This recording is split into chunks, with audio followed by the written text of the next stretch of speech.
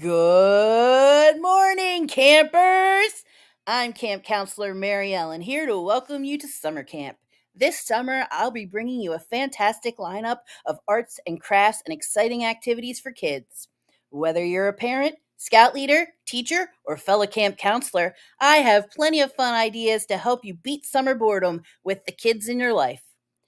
Please subscribe so you don't miss a single day of camp fun.